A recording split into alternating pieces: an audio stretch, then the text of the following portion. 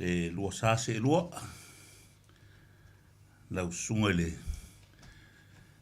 le awao lau whionga taitu e fo ile te mai tai o le moto o le nei fiafi lau sunga ni ua folau po lau whionga fo i se uta tia lau whionga to fo i pū ma lo lava le ngā rurue whaalongolongo mai ai i le ngei aso a ko o le awa uri a ko le ngalue ai kaiko ma lo lava ua se lingalingo lava lo si ufofonga le awa uri ma le ngei vaenga o le afiafi e whaatalo whaku le pa ia foi o le leiki o ngei mo le ngei foi kai mika ua o whaavongo inga mo le ngei maka ngaluenga i e whaa lau i loa i foi ngisi o nganga foi e wale Soifua Manuia o ngai o kākou kangaka ia e o muonga whakaro whaku le pa i o si o kākou akungu i kupu makamali pe foi whalu polu kofia e malo lava le kawakai malo foi le ngā rurue le ngai aso malo le soifua whakaro foi le pa ia ma le mamalu o le au whai ngā ruenga pa ia le tua i so se whakawhai kaulanga o loo puno nou ma ngā rurue ia wā lava le ngō whakakalo i le aso ma le aso ia wā le se manguia o si o kākua kungu Samoa ia whape foi ia kākua foi o loo au mauma ai kaumalele aku kongo ngei aku ngu ia maso se kafa lava o le larolangi ia e whakalofa foi ngai ki ngā makamama kua na kou o loo po le whala ma whiaula ni murira ia ma kapukapua ia wanga ruenga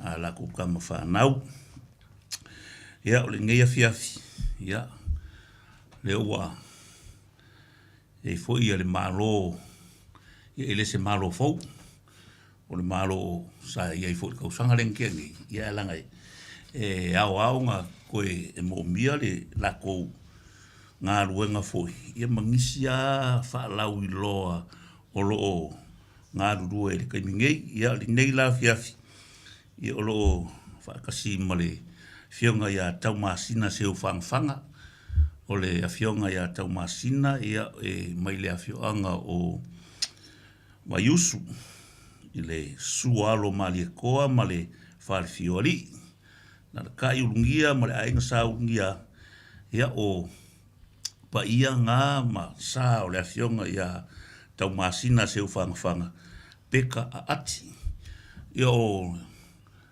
le awhionga ia tau masina ia o lo unga lue i le vaenga o le Soifua Manuia o tamaiti po le vaenga e taua o le Wild Chard ia karofa o masinga ma lole Soifua Manuia wa suenga kala o fionga ringi ia so ko fio ka mira ka su po ia e malo fio mai ma tala mai au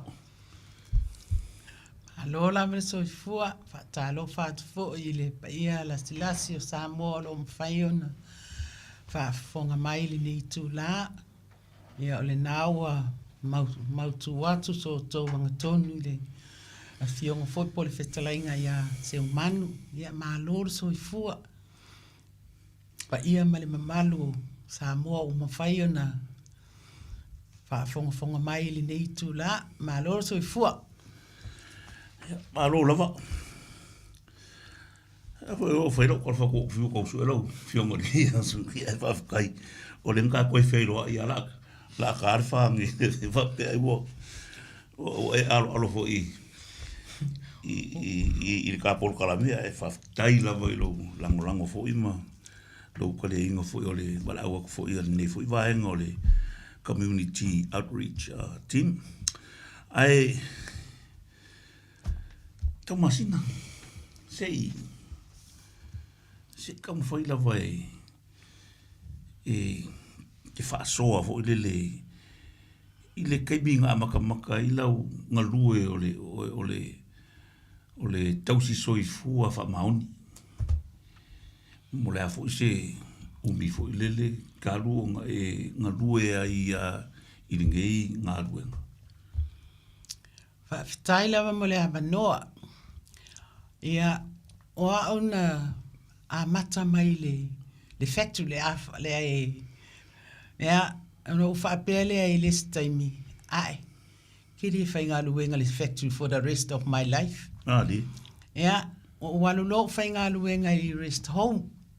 Ia, uma rest home whaasolo mai ai private hospital. Ia, uma inga, so se kosa, po so se meo ke whai ke oto ai ai. Ia, o olo i miro moa ingang whai e lola training. Ia, mamawa i lola o kusipasti leo le registered nurse.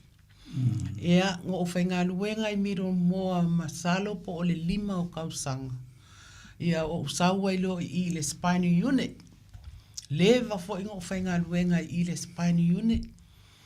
Ese fo i le maangai o le peso ka inga mangai kangaka mamai. Wa fo i o ingai kangaka la bebea la kapi.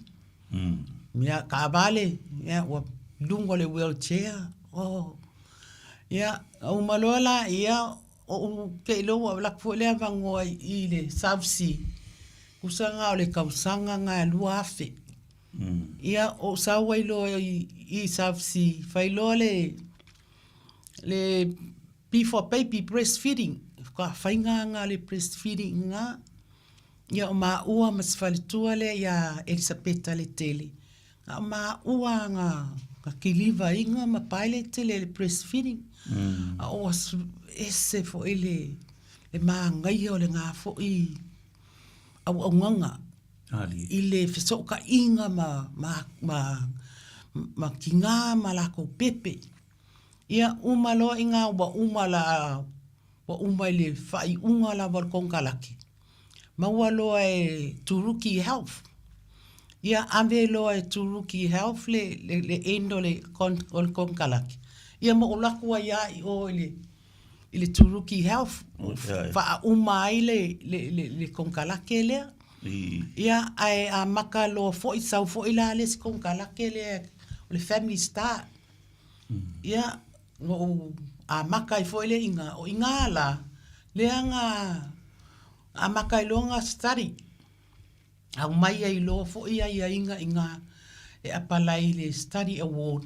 Ia o ma uala ma le sunga ia pali lafu. Ia nga mawhainga luenga kongo inga ia leanga ma o ai loa i le ma study ai lo te wanganga. Kusala o le maua lo inga le diploma le lua afe malefiku. Ia ai whau o ma o el degree i le afo i le lua afe sukas. I fo rana o kamo. Ele ai o fo afo le ai wa uma.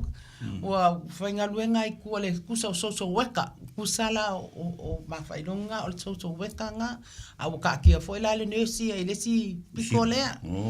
Ia uma mai loa ia i le walulo i le stripe.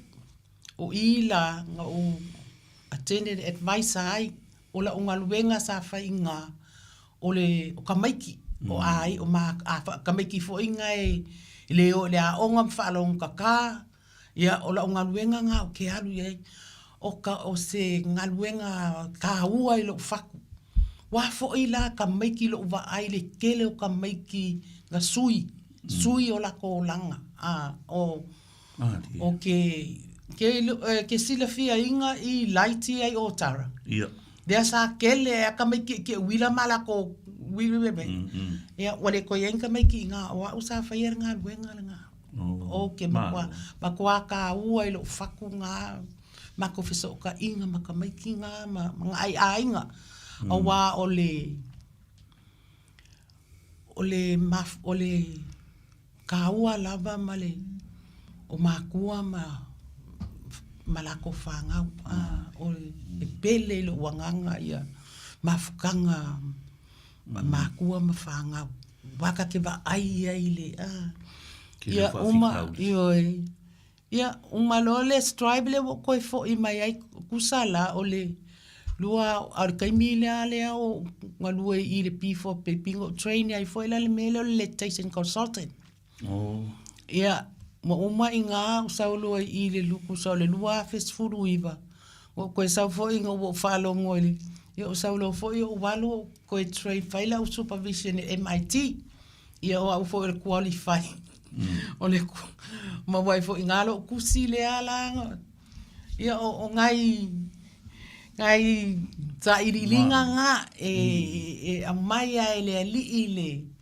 De ke kufanga ya ke oe pe ai inga luenga me pe mako le aka usanga nga maka inga nga lue kusa lava o le masalo o le afe fiku valu a maka inga o nga lue loa ya o le kusa o le afe valu sela valu fa le nga umaila o nesi leanga ai ole fiku valu lenga nga makamenga nga lue lo soswangi nga ai inga mo nga luenga lo nga la wa fasu lima kausanga leanga le o fiku su lima kausanga ai fa lima la fasu lima kausanga le kausanga ngi le o la nga lue I community ke le ala e pe ala ma le awe ko nga lue i le South Seas le la ke nga lue la lo o Soifua Manuia ko mai mai le ke le nga lue nga sa ai o le renge ai o le vai nga kasi le e so swangi nga community so ka inga lava I kongo le community o a inga lava ma whangau lea o ke ngā lue ai walo. Ngā luenga lea le swaingeru so waka. Ia, o le ngā luenga so angi. Ea la sau sila i le kaimi o kua ngā i le amaka makanga mai o la ngā lue ma le whaasolo mai I kupulanga I a mese ame nge o Soifua Manuia ka mai. Ma le kulanga wo I le kaimi nge e se suinga o iai mai le kaimi o kua nga I fuanga I senkuri le ka koe le luafe. Ke le le suinga mai whaalango lango a le la ua kilo iai. Wa este fo I la aso, este fo I ngai aso. Mali. Wa manga kuanga o aso ia sa le o fo ia ma fonga ma kua la ko le o inga ko mai. A le kai mininge wa ese manguanga le kai mininge. Ya wa kele a inga omi ke le fongi ka mai ki. Ia. Wa kele me fa penga a waso ia le ese me o ke ngofo la va o ma fau.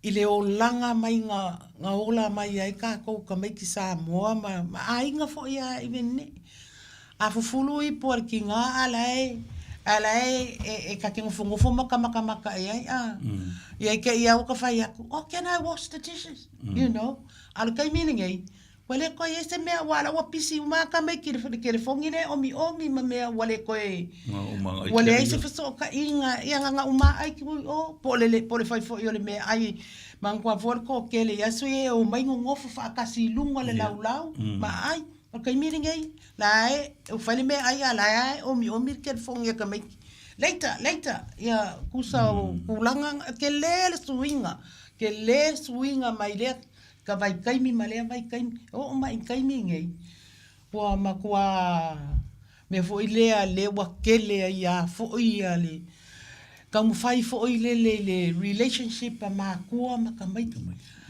e fainga ka foi le si kaimi ka mai manguanga fo ka ko o le tone of your voice your body language a fa penga o la wa fai si o ka ma po aila ala ko mengi o vai o le tone of voice le male kusa la wa fai marika me ki o le ke me ki o la wa eika alo menka vai la ko menka vai ya fe ke po so sa ka mangwanga fa peo po la foi si o po so ko lu po so kwanga la ko mengi o vai ya o ai la fiesta wa mengi o vai ai va be la kwa menka va tone if your voice and body language Malo. O tulanga ngā leo ai ai de ese mamomo kwa I ese a. Wale kai ka kusa. O la se ngā ruenga fo le olo kou mwhairingi koimi. I le whaafoefoi ngai o I vai o kamaiki mō lako mākua. Ia mangwanga fo I la ai le whaape ke alwe whaakongu mākua mā lako mea lai whai alako whangau ma. E ke le mwhainga e lako whai whaapea. But ole mea le whai e māku. Ole kalakala ngoa mangwanga e le whaapea ke aluakunga e whaapea ia ai whaapea ai whimanga o lau kama e whaapea I le hai. O le relationship a mākongi lea e build, lea ai mangwanga po le a lava le me kupu a whape ke alu le a inga o le vāwhi alu o lo sabali I kongo le whale o le a inga o le lau kaukala o au ngai ngoi o mea umanga a mawala o ele a whape le leiko relationship ma le a inga ma trust o ele a inga e whaafofonga fo le a inga ia ke oi e whaalongo le a inga ia ke oi e o le kou kusa o le kou vā lava lea o le kou relationship lea kusa o le kire ngā o mako ngā luenga ia whai mako ke o I a inga e ave le whi au ai le whaape mau ke oi whaakongkanga ka ia a inga le ai o le whasosoangi a o le mea le ngai ai tone of your voice, your body language. Maangaia le maoka. Maangaia le lau savali, o lau kaukala, o lau ku, o mea umanga, o mea ka ua ngai. Le ngā luenga le whai. Ioi. Ia, e hape alan me le, este le, kangongeye le ukere fongi, Faasoa le ukere fongi, I teksa ngai a inga ia ke alu iai, ma lor soifua o amai oi, pe ia ale me fai ka fo la ia le wa ia ke.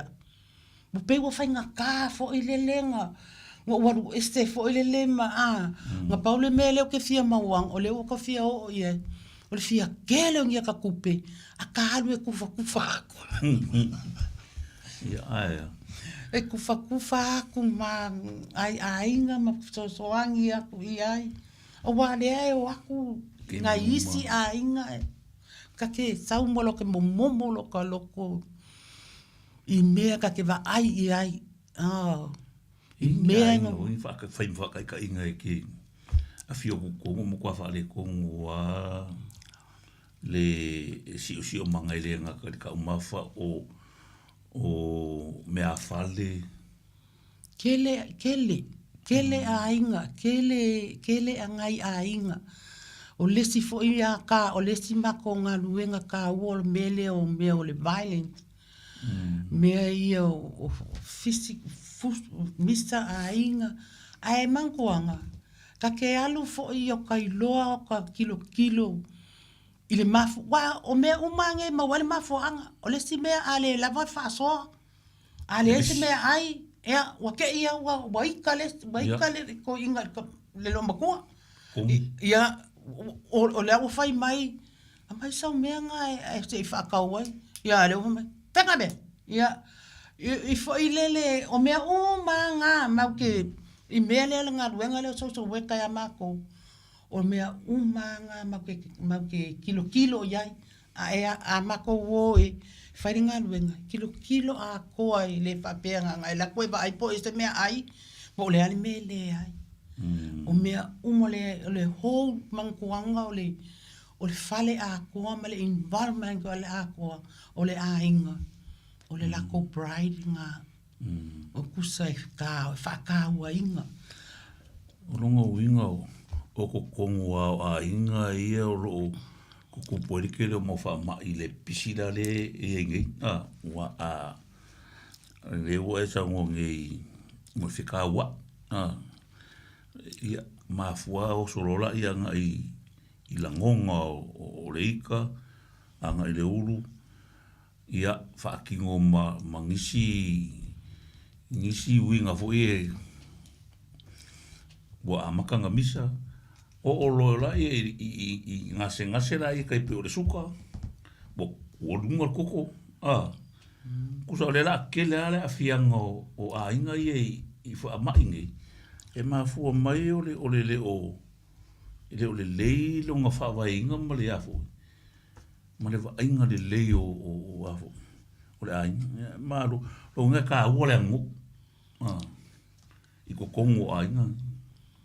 Ka ua le alofa, ka ua le ngō, le bā fe alo ai.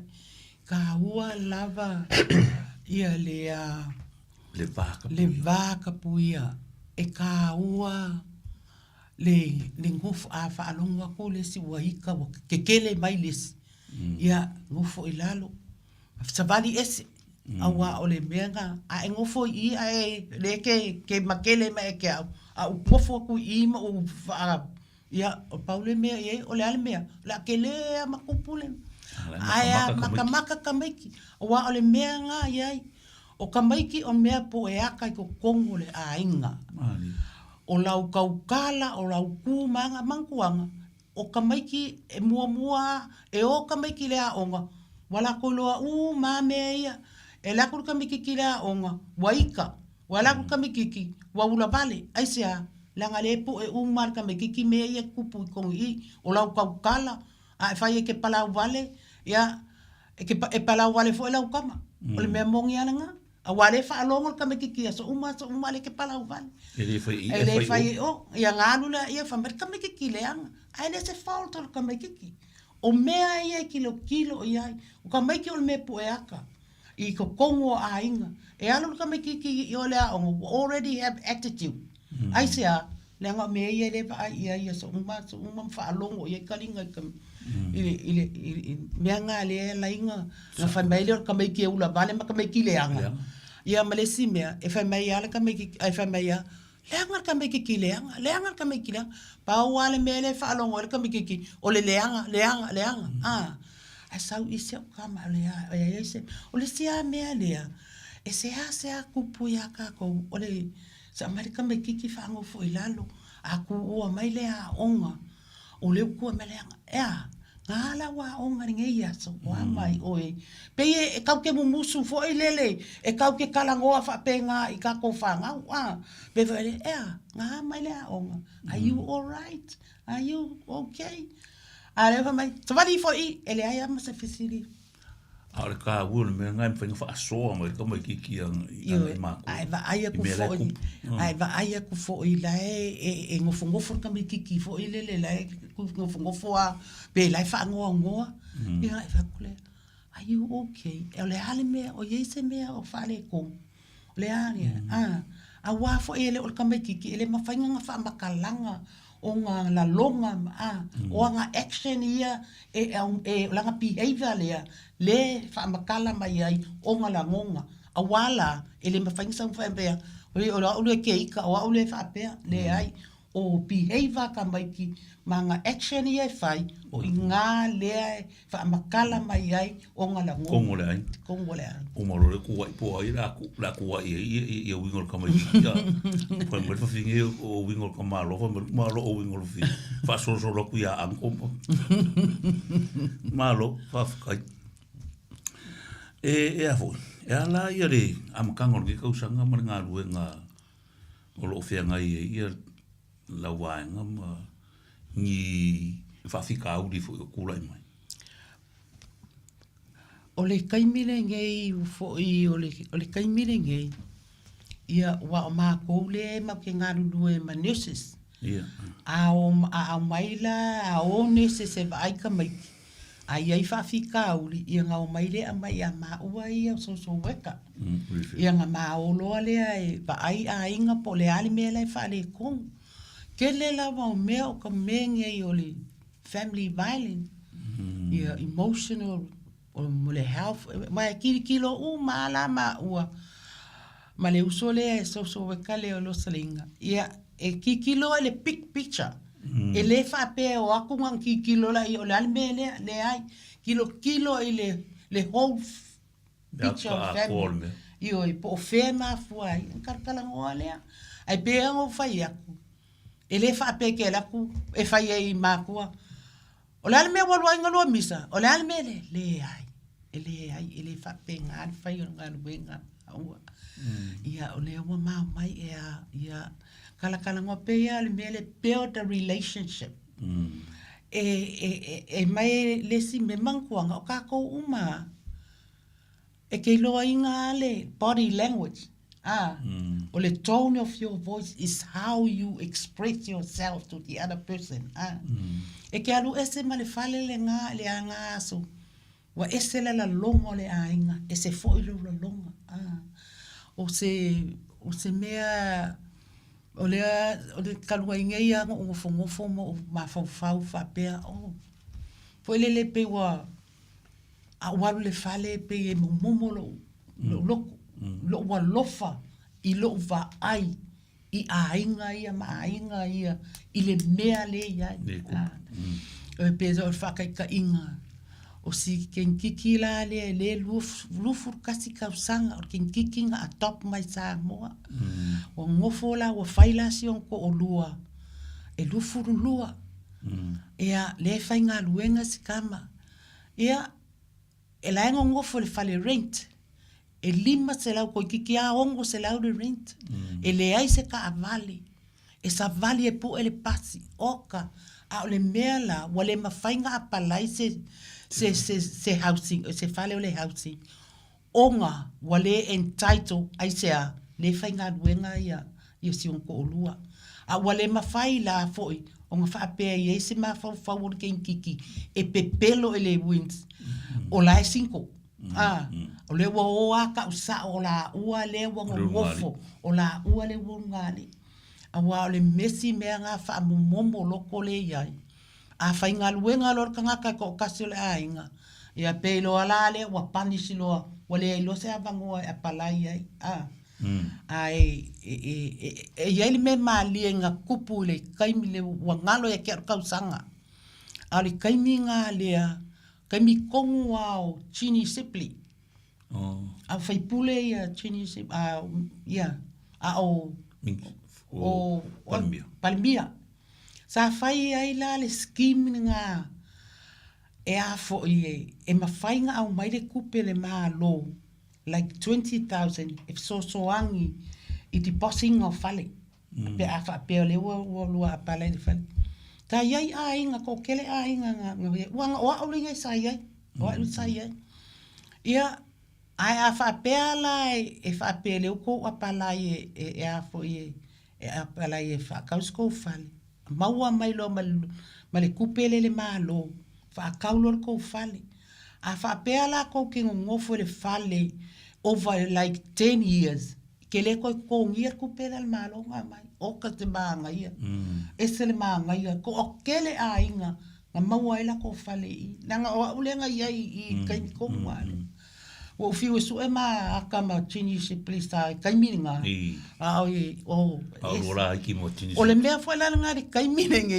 o le ke advicinga foi la vala a inga ia pa ai a fa pe ala ve pe luas furkala pe korsu kala puta sai e ka uma fai fo ile fai ai se deposit on the fali because o la wa advising ia I kanga I ngai ai mai se ngai un ngari o fia le lu fur kasi lu fur lu ka usang by the time ke lu fast fur wai mo ma wole deposit lu fa mai ka ke lofa wa fo la ka un kale o langa ka mininge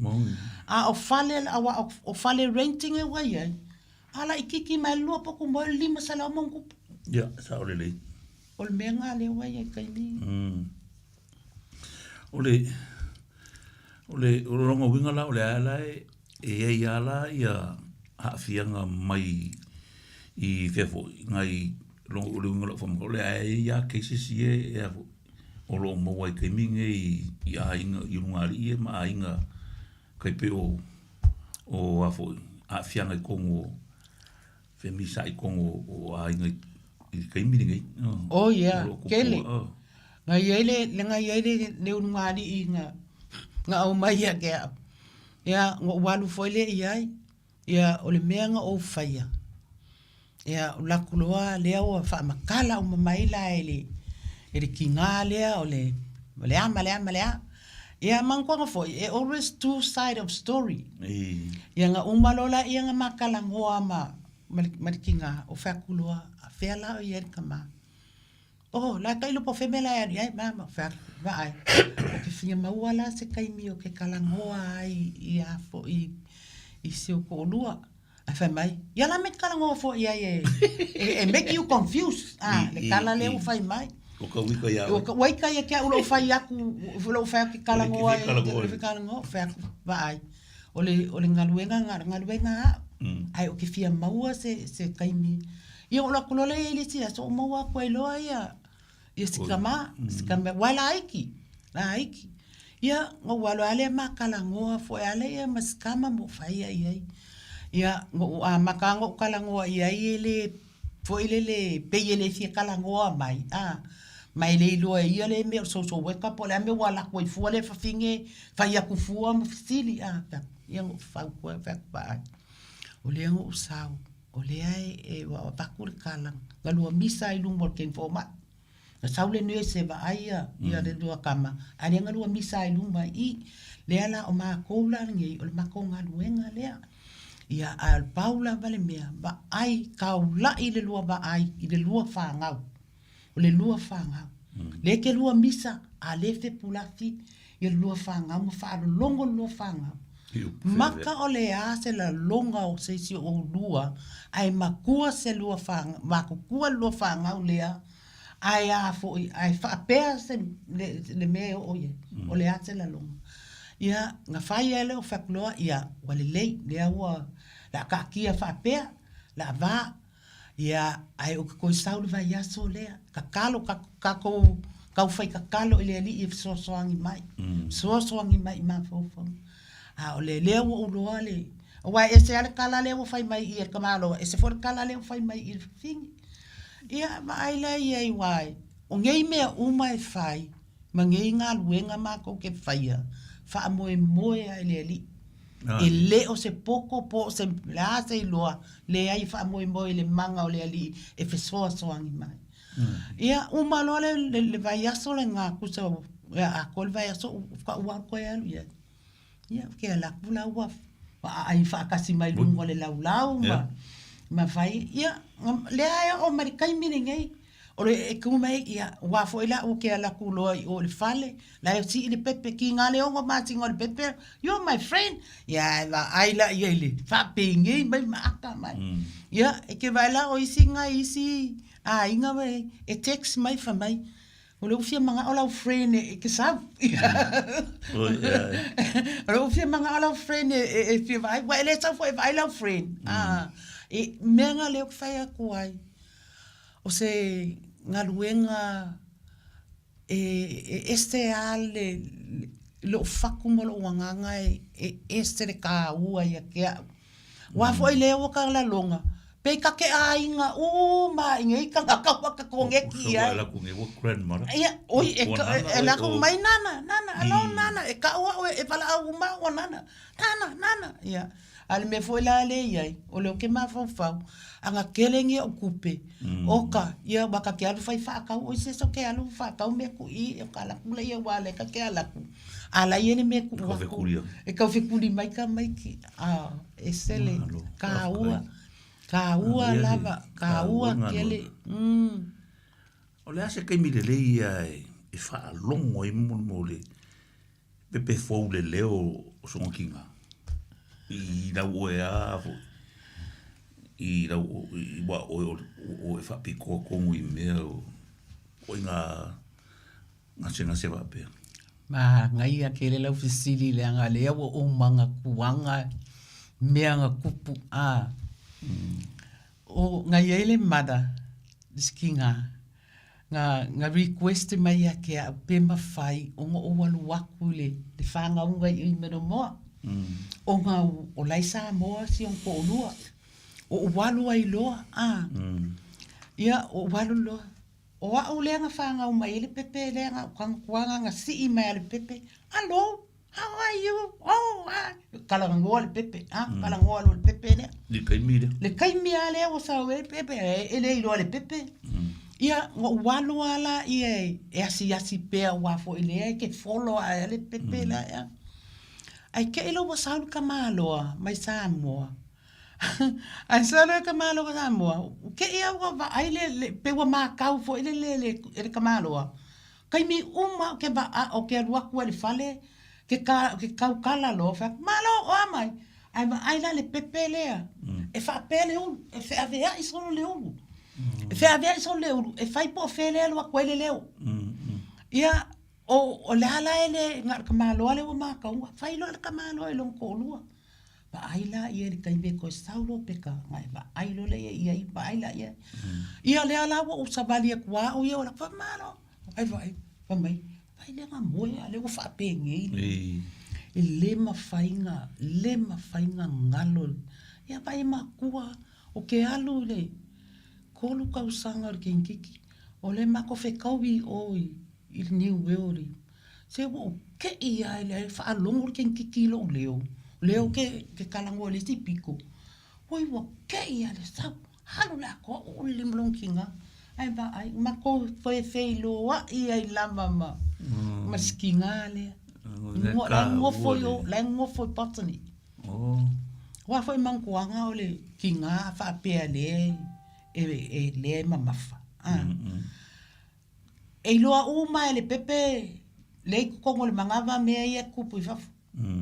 Me fo le o le vibration le a fo e loa uma le pepe me ia le kupu me fo la le ngai mankuanga a fanga uma le pepe la fa pe aka ko ia la le lo e a makanga ka ukala le pepe ka mi le fa ka fanga uma e le ma fanga ko e lo ale ala fa pe aka ko ia ele o lo le pepe ai lo uma le pepe si u leo ia ai lo e o la ukango le pepe e lo le pepe la usi ia le mafanga o limo o le sima le mafanga o le limo o kanga ka mo renga ele leo lenga ia ese le o kaimile o ia ile before baby se si fo kaimi ka ua ngai lo uolanga se so ka inga ma fafinge ma la ko fanga le fainga le mea ma le kaimi fo le nga ese fo ile le ma ngai o le breastfeeding wa fo ile ma la malama ki nga ile mea le nga breast le ka ua le swa susu ki nga ioi e ka ua iai o le best milk best food ia aile nga kawala ukalale fai kele o kaimi o I mothers ko ke lo inga oko it's not only feeding your baby at the same time o lai fa alongo la pepe le low heartbeat le fa susula o kama wa akako fa ai foi la kama ki aso ia e alo luar ka ki ngala makor kama ke sa wa e sawa sulu lonkinga wa foi la le connection le wa ka mo ko ale o onga maia ku manga o kele avesi is wa kele nga mai le fang susu fa susu le pepe ma ave ele kai minge me fo ia le fai ngeile ni mele wa ko ba ia kunge ia lo wo ku fa me fo ngai fa mai o parte fa mo e ka mai ia io ke causa o ko lo ubika ngame mira sa fo ko awa le menga ia ele nga o me wa le wa ese fo ngai vai kai mi pe al mele fa ia wa ese fo ngai vai kai mi ma ese me ai man kwanga ka ko feo la mai fa nga mai ale le pepe ia e alunga ile limo le kinga ma fusi ma fa tutua ele ia al kaiminga i fai mai fo ke inga wa fa ma ka o mio wa fia pepe teo ki kalua le kakao le kinga ma le ia peilo ia wa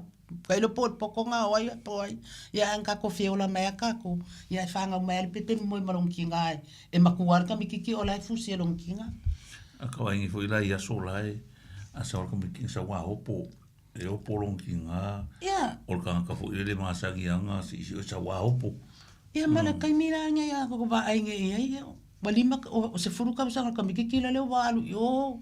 Ia also ia. Le no ngore so ka ingore faku o ki nga male faku o nga pepe ke mi le ole connection le pa ia ko ole pa o le pepe ole pa o le kamaikiki ko foi o kamaiki e sa lo kamaikiki le o nga sau solombini mai lo ki nga ma ia ole si la ki nga la so mai si pepe la kamaikiki o la fo ka sa la fi mai so aku yo sa ole le ia so aku yo ia ang pawale o langa wa pasui wa ole mawa it's the following generation wa kofuale generation ia malonga ia o le sila mele le ki ngai wa ave mo o ke le fongi foi wa ku ka mo e pese me ka alo foi le fa pa o ya le o le música ma e kapero kangi o kusa ole kangi e ki ko ke fongi o la sa fa ko ngana wa pule ar kama lo makua ia ia ole kele ole me nga le kupunge ke ba ai ke o kilo nge wa akangir ka mikiki ala ko e ke fongi nga ki ar ke vo mo aka fo inga ema ya nga ko ya nga fa nga ile ka mikiki nga ile ka mikiki awa ole simele e ke makaumu ulo e se me yai e fiule le kinga mafalo ia ke va aila ia ke kango profa I love you my friend you're my friend ia ngai ba ailo la ia ke o file mu ale ang kikinga ele long kinga e fiu me fa ko e mai ala kang ia manga ole mele ale ia o ke fa ko wala e o pepe you're my friend ia ba ailo la ia la aka o me ngale kau e se ele o fakulo pe ka miki umangi o fanga o ka te le lo fa makala lo ka lofa i fo i le lo ka va ai ku wa ama wa ku nge ma ke atias ya ma ke o mai o is ka miki ma ke o mai ai fkangis o ya wala ma mai la fa ma vai mai ala fkang ya ka ke ulo kuloa ya fai lo ale ya wang ki vale ko hello you're my friend ya ba ai lo la ia wale fai lo ko ngofo le ya awa file mu ale nga fiure ki nga kau kapo la lo ma kau fai ala ai fai ya nga kanga kwa le lima fai you're my friend you nice boy mangwanga le praise before la ka make you says my oh you nice you look nice you're good yeah solo vi fola le la lo ka make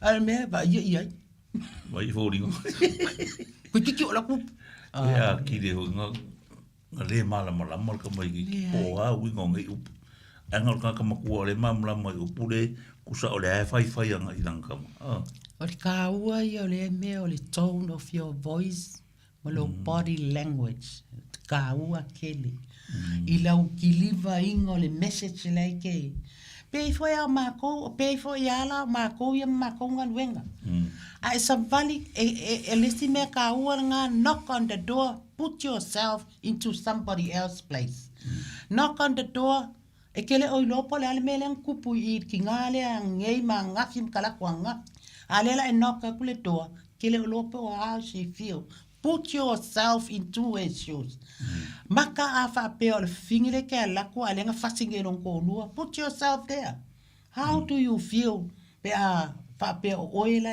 how do you feel open the door mai yeah mango it's a tone of your voice ia nga umale ngau ai ale le loko ia ai la ko va mamai lan melen ku mamai len fa mai ole ke fa pe ia le ku fasi ole fa ia nga ai luaku ia wa mai Ia, are you all right? Ia, o kusa o kunga maanga o ngā luenga ia mako ke whaia. Ai manguanga, ese makangaka. Ese fui la Kusa pe o le role kasi e ke whai o all the social worker. Each one of us have different ways of delivering the message. A different, you know, ese uma situation no meia. Mai ese uma manga ele kusa nganga. Fa penga uma yeah, that's how I feel and that's how I think. I kusa ele fa pe ko fa ku fa pe ko ikala ka ke aluka. No. You know, everybody's different. Eu fo lava ngai ainga, they all different. Ele mafainga era pa. Ngai sa ka malo o nga le ma fu ka lo o kala yo ese mama ese uma situation. Sa ko nga ka se la pasenge uma la sila ile ka malo mo lo. Yo awe ke fa masingo inga ai mai. But put yourself in there. A fa pe o ele ku po mele. Ole ala la mefa. And how are you feeling? Ole ala me ke manga o sa ka pe yo la me you know le ai. E kakau o nga e ngofu a oa ia ke a ia ko kasi. E le mawhai o nga ka whaia se mea o ngoa ma le alofa ma le soangi leli. Chaurele. E le ai ma se si wha pe eso nga poko po so nga mala malama e a ngoa ma le. Before how many fight, kusape how many qualification you got, how smart you are, if you don't have the wisdom of God. E ai so wanga. O kakalo ile ko. O le kakalo ile so swangi. E fa kingo longa wenga le la fai. O nga fu mo e fu ile so swangi le o upu o kala e mo fai ke au sau a fo se ilo ko ngule upu e ka mo fai mai upu ke le ale ngo sa mo ka ke i mo mori mai le nga pa ia le upu ke mi ko mo fa ki ngo la ka ngalu. And it's how you feel about people. O a faia o se kangaka e ke lofa e o se kangaka e ke loa le ba fe alo ai. Fa pengala o e alu fo i. And always put yourself into everybody else's place. O ke le manga au sau se si fa pe mai ke o fa fika mai ke ne. E kakaunga o le fo ke la longa ya o ia pe a fa pe sau se si a ba mai ya o mo fa singo mai te. E lang ki sa pe nga wa afia mo fa nga ko mo me. O le makwa ikele o cases ia. Wa ikele a o cases fa pele fe ngai ma ko e ai makamaki ioi ia le meale le ma ke faia fo ile o le fai o le ngaluenga le wa pa o ngai ma ko mai ia ke o la vai ia ele fa pe fo le wa ele fa pe o le case le e kukusa uma. Ese mai ku ainga e alanga misa le ngari I lea wale lava faasoa e alanga misa le ainga lea onga o le so onga kaukala mai ma fame o le pelo o le siles ale mea o le mali e ele case ngo fainga luenga o ke ku ya ku le fale a kala mai le fale le fai ko ia wa ululi uma le mako skenge do si finge. Ia o fakuoi o le ale me o kupu. Ia fa makala mai loa fa ko afela ia. Mai lai fainga luenga o le ale kai me manga mai. Fa ia le la ko ia a le la so fa ka kai bi ta wa. Ia o fai o la kulo ko ku iaku. O ku iaku. Ia ku ia kulo fa nga o folo ai ingo wa kakala mai la le fai ko ale fakuoi. O la ale me o kupu. Ia ia la e foi lele fa ko ai ma fa ngo la ku se ka ko kala ngo ka ko se la ku ko ia sa lo ia fa ko o le ale me o kupu ia fa makala mai ale ia fa ia vai o lo ele fa pe le o sa o ale ngo fa ku aku o aso nge wa ese o aso nge wa le ko ku sa so pe o aso ia a fai mai are fa konga a mai lua ka iafe o kai minga o kai mininga o le mea la me mafai o le mea la me ngai fai mua fai o lua I mal tiola fanga maua mea ai ka maiki mea onga mea uma ia nga e alu kuai lai po le ale fa la be fai ia pau ale o le mea ko malilia ko pau ale o le mea ia ko malilia a wala o le mea la le wa kupunge ia o lua ia la wa fai la wa vivi o lua I o wale wa bakule afe ale wa lua misa I anga lua ola e ave lua se lau o ia kai minge la wa fai lua kala I o wale a lolofa wale a ale fia o lua I ia ke lo la le mea nga kupu o ke manga ba ko le se so mele trai fua mo ma fala o lu mo la fai ko wa saru kama no fa mai fa fe kai wo vili wa le o le lo po ai ale wo vili ba fing mai ai fa mai le ile le nga la ko fa ko ia ngo ko ya le fa ba ke le ni dinga ai va fa fe kai la ba mole lo fa male ia ale kala kama lo fa mai fa fe kai sa o le o le o ngofo man ko ngai fai man ko kala nganga ku le le abangoa fa kako ka kalo le li nga mai nga moela ia mana marka ya wa ese foi ma fa ola wa me ko kia nga e fai olo malo e ka wo yo le ko ngalu nga e lo e de nga ko o ngari ma ko ngari fo ia o kamiki ia fianga mai I momo o misanga ungari e la bebe wa pa wai o kanga kai la ve o fanga wa sa o lo so nga o le me pueka na ke pu e o me ia e de foi ala ko I me o ai o fa sa la u fa foi I la onga o me o ka foi fai lo la o kulanga o fe upua I ma fai solo isi me le kalfenga o ngolem e ai ko miki ko ngore ko ai ngai me ko marka o yo ko ngaru ma lo la ia se finga la singa fa kuanga wale ia makua mafanga o ke ngai vai kau makulanga o lo a fia ia vole upo le ka ko le a ia la upo ka mafainga ia e paula vala o fai ku fa kuanga mo makua ma ia ole faku malo wanganga o la fanga mali o lau onga I lau whāngau, o lau ki liva inga o le message I lau whāngau, o le mea sili nganga kāua. A wala, o kaimi o astongi, se ale lava Faasoa wa ke ia ua ika lesi I lesi. O le kaimi fōringi, e le mawhai ngia o upu, o nga whaamakala le o langa ni ngei vai kaimi. I le kele o fiso wa inga le wa iai. Ai paula vale ua ufau kuanga. Ma fuka I le li. Le li I lawa au mai ai le kani whaari ali o mea uma. Ma le si mea ngā. Ai wa alongo ako fo I wale o kele mai loma kua. Ia ku lunga sa vali I fafo. Ai bai fo wale o kele mai ko inga. Ia sa vali ai fo inga e sau lea.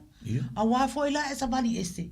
Wa este le mafau le wa sa ia ke oi ai go foi I ma kilo aku ia I ma song fai ma ia pa wal me la o lo fia ku lo lunga e fai fa la vele manga ai le ma se winga ai le ma se winga o mai fo ale fe pula finga ka mai le kilo ka mai ki o upo e kau ka kala ai e pe fai ele ese u ba ainga ese u ma fali ese mai le mafai o nga whaakonga lesi. Mai le mafai fo inga au maia le ainga lea. E whaakusa le ainga lea. E le mafai fo inga au maia le ainga lea.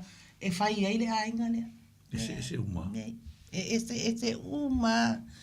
Ma pau ale faukuanga makua ia o le alofa lava. O le alofa lava. O le alofa la mbole lumangai o ngai whangau. Awa o mai lau kama whaala i kiki whapea e makua ngaka mai kiki o alu lava male upu leanga a makua iai. O lesi mea sili o ngaka ua o le wha manguianga o le blessing. A e whai sau ka mei sau kama alo e mengi uwai. Ia ngai ale sau pu mai le vai ngai whai aku lea iai. Ia wha whekai lava ia e manguia. Mangua whakakau Samoa ia so ia. Ngofo uma ale aile le lomkua marko inga umaloa laku oe abaku le apafango malson. Ia nga umanga fulu li marko inga mai. Ia whawhekai lava ia ko manguia. O upu uma e sau i fofonga o makua. O i lea rufua. Ia oe. Leanga o sau waia. O lea waalanga o sau o maua umange whamanguianga. O le whamanguianga o makua. Lea waalai o ngā wai. O le fua ke lulu ke koe sele. Ia ka ilo po anga upu. Ke le loin. Pat ia ke. So me sa e whaia. E koe whai mai e lau whangau ia ki oe. Ia. A wha pesa le lei. E koe fua mai a i le lei. A wha pesa leanga. E fua leanga. O le mele le kaimile o whai le family star ma le mele o le breastfeeding. Ese le maanga i o le kikilo wa o i lea sa. Pesa le breastfeeding. Pe foi le o i le nga. E a maka mai a ia le kamaikiki. Le close. Le close i longa ki ngā mo ngā makua ma kupu me. E le ma fai a orka me kiki ola i kiki e kupu orka me kiki ngā male mele ka ua i ko kongo a inga o le o kumaanga makua. O wale po e uma ka me kia me. Anua misa malua ai fai lau kama awange e pala wale. Ai fa longo lau kama e pala wale le aso akoa. E pala wale.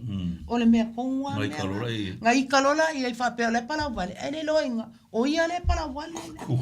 Kua ilo ka kai pala wale.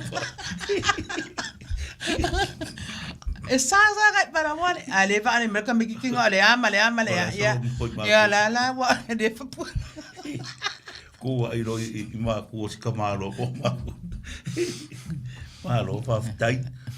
Ia ngau kou whafonga Samoa i whaukuanga fo i mai lea whionga ia tau masina seu whangwhanga.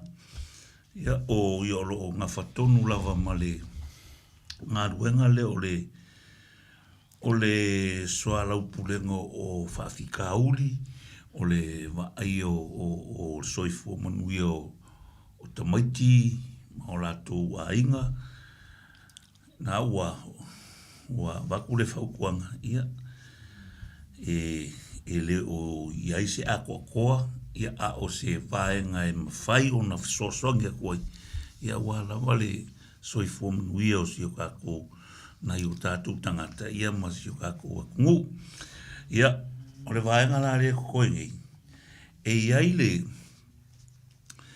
le event e whai i meka o le muma o le Manukau Urban Maori Authority o le event la lea e whai i le korukasi Cawthorpe Close i Mangele na e ka unga le upulea Cawthorpe o le Ngori Street the street korukasi Cawthorpe Close i Mangele e a mata i le se fulu li kai au ai whai u le lima le fiafi e live music e iei fo ia fo i la whai ni saunguanga wha pikoa i lea wha moe moe ia olo iei fo ia maua le tau mafa ia e free uma mea uma mai ole a iei fo i ma le vaenga le South Seas Healthcare o le ai le lako clinic outreach ia o vaenga ia o lo e la maua ile tui o le COVID tui o le fulu, ia la maua e fo I ma le health check, la ko siaki la ko suka, I o le koko maurunga, ia o le a mawhai o na maua ia au nanga fua, I le aso ko nga ingei, I le aso mua o apelila, I le kausanga ngei, ia le ngaka I lea, o le ai foi ma le whare I o le ai le vaenga o lo lato kau mawhai kuun menge o le afu kau mawhakapa, vaenga le smoke free team. Ile kaunanga uaru iei. E kaunga I vaenga, o la ko la whaifoi la ko whaalau iloa, le ngaka I le o le vaenga le green prescription, o la ko ia lo kau mwhaia ia le whaatinoina ia le kore ningo o le tino le tangata e mawhai o ngā whaia mo o whamaro skingo, ia, o le ai le vaenga ngā ikong, maua foi ma spot prices, longa winga, ia, ke le ia whailonga whaapitoa o le a mauai, pea e a fio aku I le kolukasi God's Hope Close I Mangele, e a mata I se fulu kai au, ai whai le lima le fiafi, I le vaenga tonu leo lo ia le whale leo le ngā whare wa tea marai. Ngā whale wa tea marai. Marai I ngā I Mangele, o ngā la whaakingo ai le wha moe lea a le Manukau Urban Maori Authority, ia le laua malaulia I fui la ma le South Sea Self-Care, ia whaakingo I fui la ko unganga e whaifua ua o le la la mwhai loa o ngā whaakingo le kui lea ngā whaakarise I whakoa whaakingo ia le kui o le furu mōre kausanga ngei, ia ma tui pui la o le kōwiki, ia la mwhai o na whai a umangei kui I le asu ko ngai ngei, ma o foi se aki fua lo koko malo suka, ia fio mai ma tala mai au ka ko felo ia ia Wa fiu e fua ngā tuka. mo le kwaile ngā ngar whaftai I le nau fionga kaiko ia wha pe foi le fionga ia siu ta tia ia ngā wo malo kia ngā ua fio mai le ia le ngā fu le ainga ia malo lava le whaftai mo le whaavanoina foi o le nei tūla ia wa lava le whaalau loinga o ngisi o ngā ruenga ma o nganga ngei mka ngā ruenga e mo le foi le whafkai le pa ia o sio kako wakungu I tupu mai ia whape foi ia au na le atua ta mama tina matua o mwhai o ngā ko whaafonga mai le ngei ku la fiafi ia wa lava le Faasoa mo le Soifua Manuia o nai o tātou tangata I le au nanga ia ma a fianga foi ia ma metotia o lo mwhai o ngā whaakingo ele ngei mkanga ruenga ia e avanga lima ai ia whaafika auri foi o lo a fia ai kongo a inga whakasia I ma isi o unanga o lo mwhai o ngā ku inga aku ele nei mkanga ruenga mori foi le whaafkai le a fionga ia kaumasinga ia mori whaamangoinga foi o longa kaimi I le ngei a fiafi ia umwhai e o ngā whakaungu inga le ngei whamoe ia mai I le whionga le pursili ma le ngei mkanga ruenga ia whaaftai tele lava whaafonga tātou toi wheiroa I fo I le waia sofou ia mai le nei tula ia tō whaia soifua